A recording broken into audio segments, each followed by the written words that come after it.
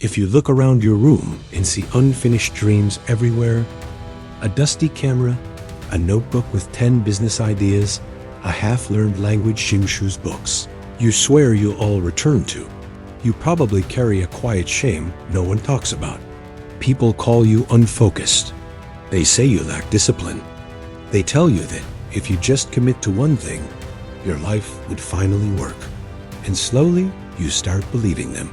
You label yourself a failure because you can't stay in one lane, because you're curious, because your mind refuses to be small. But what if the problem isn't you? What if the problem is the story you were sold? You grew up in a world that worshipped specialists. People who dug one deep hole and stayed there forever. That world rewarded predictability. Same rules, same paths, same ladders. But your nervous system knows something your teachers never told you. That world is gone. We don't live in a stable environment anymore. The rules change every year. Entire careers vanish overnight. Technology reshuffles the deck constantly. In a world like this, hyper-specialization isn't strength, it's fragility, and your mind knows it. That restless curiosity you try to suppress, it's not chaos, it's adaptation. Psychology has a name for the kind of mind you have.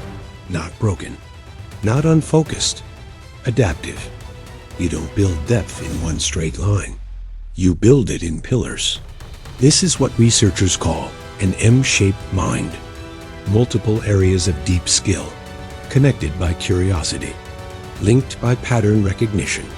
While specialists rely on near transfer, solving the same problems again and again, you rely on far transfer.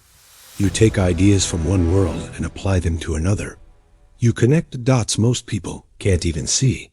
To outsiders, it looks random. To reality, it's innovation. That's why the person who understands art, systems, psychology, and technology often outperforms the person who only understands one tool. Your value isn't depth alone, it's synthesis. But here's where the pain comes from. You try to build every pillar at once. You overload yourself. You burn out. And then you assume you're behind in life. You're not behind. You're just misreading your own design. People like you don't grow in straight lines. They grow in seasons. One season you go deep into music. Another season you focus on skills that pay the bills. Another season you explore something entirely new. You didn't quit those paths. You completed their chapter. Nature works the same way. In biology, redundancy is strength. Systems that survive don't rely on one function. They have backups. Your many interests are your redundancy. If one path collapses, another opens. If one industry dies, you pivot. If one identity breaks, you rebuild. That's not weakness. That's resilience. While others panic when the world shifts, you adapt quietly because you've been preparing your whole life. So stop apologizing for your curiosity. Stop hiding your unfinished projects like evidence of failure. Those weren't mistakes.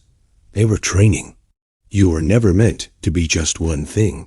You were built to move between worlds, to translate, connect, and create what specialists can't. And when the future gets chaotic, people like you won't be lost. You'll be ready.